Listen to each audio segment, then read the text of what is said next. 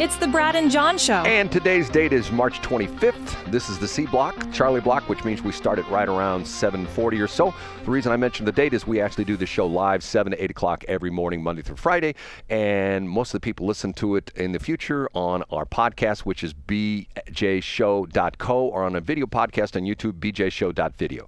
Okay, John, couple interesting things to talk about.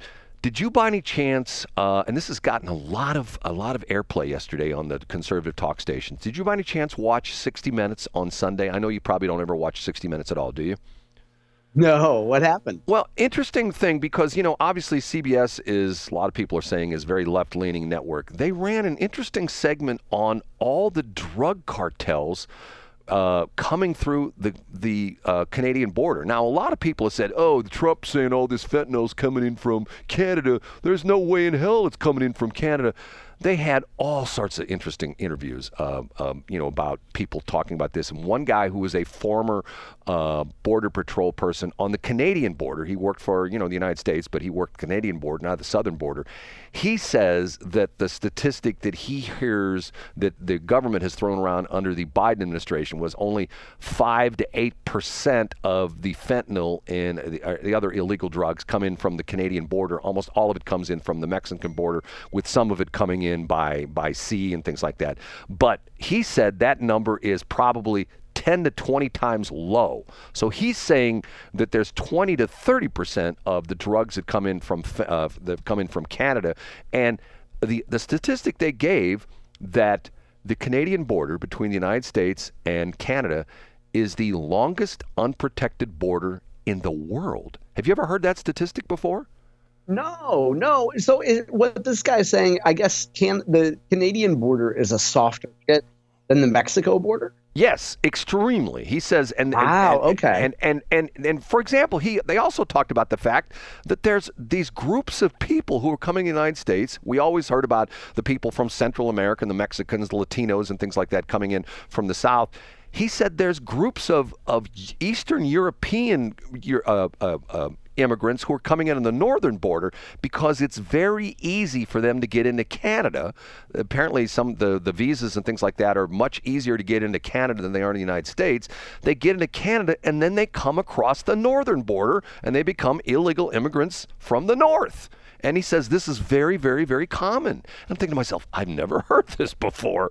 Me neither. I guess you would just, if all the attention is coming in, and don't you think if you have a really high profit incentive, you're going to study the softest, like the cartels are going to study the softest area, the path of least resistance, I guess. Well, and then to take it one step further, I don't know if this is in the same report, but I've heard these ads. They've been on the internet for the past couple of days.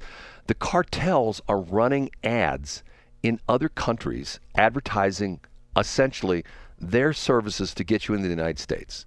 And they have testimonials from people who these people have paid money to the cartels, and they've made it in the United States, and they're saying, hi, I'm so-and-so from Ecuador, and I paid the cartel so much money, and they got me in the United States, and now I'm going to be a citizen. I mean, I'm thinking to myself, okay, why didn't we hear about this when Biden was in office? Why didn't we hear about this?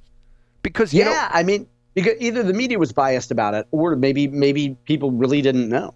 Well, the interesting part of this is that this goes back to, I'm going to, make reference to, which I don't think I've ever done this in the past 16 months or however long we've done this show. I'm going to make reference to this guy who was my professor in journalism, Dr. Camille Winter. Have I ever brought his name up before?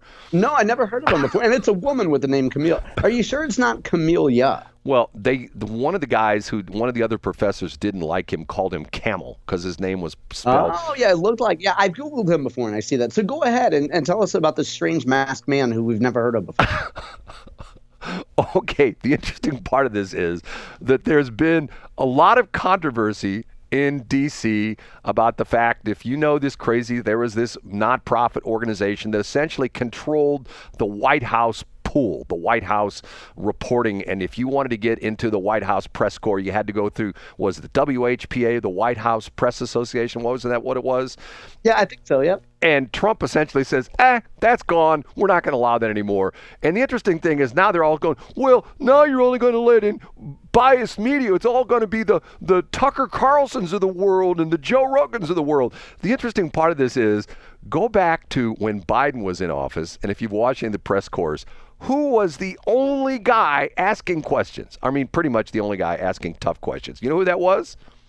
Pete Ducey. Yes, Peter Ducey, who was a Fox person, and obviously he's leaning right, a Fox person, and getting the conservative aspect of that. He was the only guy asking tough questions. So the idea being was the deck stacked with all these essentially progressive and left-leaning journalists back in the Biden administration who would not ask any tough questions, and the only guy who would ask any tough questions would be a guy from the right? So what does that tell you about what the White House Press Association did? And you and I have this discussion before. The crazy thing about remember when she first did the press when Carolyn Leavitt took over as press secretary, she talked about the seat in the front, you know what I'm talking about, which she was every day was going to be given to a non-traditional press agent. I'm thinking to myself, yes, it's about time, because times have changed. And you and I, going back to the B segment, which we just did, don't you think that has really hurt the print industry? I mean, the fact that you can find all these different people. The guy you reference all the time, who's the local guy that you've brought up several times that does really good journalism? Who is that guy? Oh, we haven't talked about him in a while, but there's a guy named Jason Rivera. Yes. And also now we have Elliott Davis, who is, I saw his post yesterday. He's recovering. Wasn't it great? Can you believe that? Yes, he's recovering from bronchitis, so he's not really doing much. But here's a guy who is retired, who is doing, and I'm going to say it, John, I'm going to get myself in trouble. In my humble opinion, IMHO, he's doing better journalism than the entire staff, with the exclusion of Jason Rosenbaum of St. Louis Public Radio. Okay? And when I said, could you believe that? Let's get off for 1 second here. Did you see his post about Tishaura Jones going to the Cara Spencer event? Yes. Isn't that incredible? we don't have to dive into it, but I want to make sure that you saw that, because I actually clicked on a link and it took me to Facebook, and suddenly my hair got gray and my hip got bummy. But I thought it was an interesting post that he had there. Anyway, go back. So you have like an Elliott Davis still doing reporting, even though he's not getting a paycheck from KTVI. He's still doing journalism. Well, but the point being is that he's doing old-fashioned journalism, where I've told this story before. Dan Caesar worked for the Post-Dispatch. This has probably been 10, 11 years ago. I switched my AM station, crap. At the time, it was KWMO, which was for, KW, Washington, MO, Missouri. I switched it over to sports, and I got the call letters of crap. And I talked about, our thing was, hey, we're talking sports crap. And it really, a lot of people weren't. It was funny. The sports guys were incensed. Hey, you're making fun of us being sports guys. There's nothing crappy about being a sports guy. But Dan Caesar called me up and said, he took me to lunch at Fridays.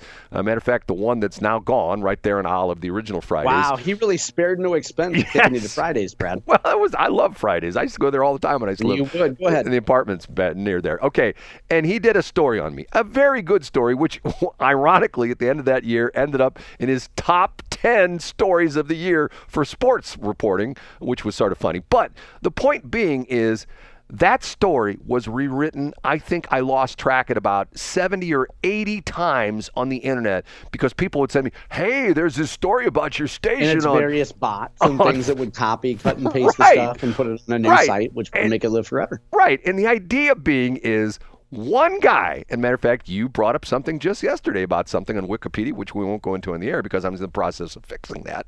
But one guy printed a story. Now, Dan's a really good journalist and did a nice job with the story, interviewed me, took notes, and when I read the story, I thought to myself, he did a great job. But he could have been a crappy journalist and put in all sorts of misinformation, and all these other 75 or 80 people would have been rewriting stuff that was not even true because of the fact that it was, well, it's the guy from the Post-Dispatch said this, so it's got to be true, right? That kind of a thing? Yeah, exactly. Okay, last thing to talk about, okay? Do you really think you talked about this in A Block, the Mary Elizabeth Coleman. What do you think is the reason she's not running for re-election? Did she burn out? We're going to find out at 11 o'clock today, Brad. I'm going to be listening just along with everybody else. You've got a theory. You know her, don't you? I think,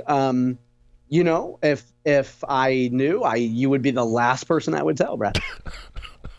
You would literally be the last person I would tell. Why would And so, I think there's a lot of reasons why folks would leave elected office. And I think folks should listen to, by the time you post this, it'll be after 11, so people will have already seen it. But if you're listening live, check out at 11 a.m. We'll hear from Mary Elizabeth. You don't have any theory? None that I'm going to share with you, for sure. I mean, or if I had information, there's no information I would share with you. Not at all. Okay. Last thing. The thing that has been all over the news yesterday, last night, and this morning, the story of the text to the Atlantic reporter, which essentially was he claims he was inadvertently entered into a group text, which was the Defense Department announcing the fact that they were going to bomb the Houthis in Yemen. Okay, have you read much about this morning?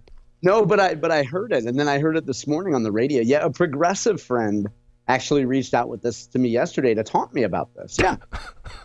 So the story is this guy who is he's the editor-in-chief for the Atlantic. And if you don't know what the Atlantic is, would you say that the Atlantic is a very down-the-middle press organization, John? No, they're very progressive. Okay, they're very left-leaning. Okay, supposedly he claims he got a text that somehow he was inadvertently included in a group text that essentially was also sent to Vance, to SecDev, to Pam Bundy, all these different people and it was supposedly top secret. It was on the. Do you have this app? Are you on Signal by any chance? No. Okay. No. Do you know what that one is? Yeah. The one that I hear in all over the world is Telegram. Are you into Telegram at all? I'm not. No, I don't use either of those. But when you hear that, like the Yemen people were talking to the Houthis, that they're in a text on and Telegram, I'm thinking to myself, yeah. Nobody in the United States uses Telegram, at least I don't know about. Okay, so your opinion on this? Do you think this was for real, or do you think this was like planned? Do you think he's saying this to essentially say, well, look at the Trump administration, they're so screwed up, they sent this secret text to me, I'm an Atlantic reporter? Yeah, it seems legitimate. So I have the gentleman's story in front of me. It's behind a paywall, so I haven't gotten around the paywall yet, and I haven't cared enough about it to dig into it. But it appears to me that somebody added this gentleman from the Atlantic in because it was in their contacts, like the name was in their contacts, and maybe they meant to send it to somebody else named Jeffrey. And it appears to be legitimate. And I think that we wouldn't be. I think the point of him coming out with it was to say, hey, look at these Trump people being reckless. This is what you can expect from the Trump administration.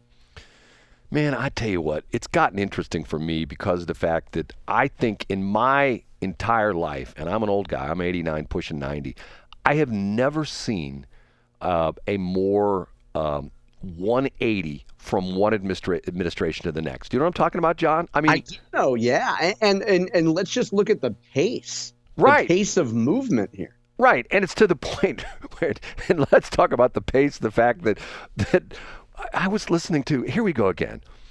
I talked a couple weeks ago about the fact that they interviewed Greg Gutfeld on NPR on Saturday morning with Scott Simon, who normally is a very jovial sounding guy.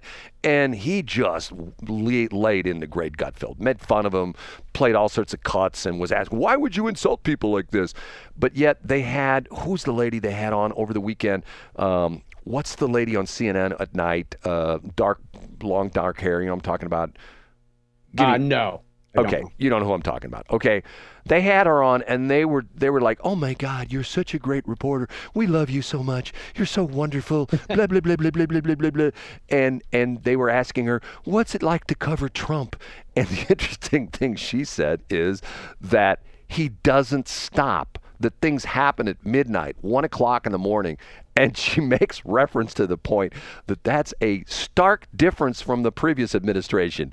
Why is that, John? Why?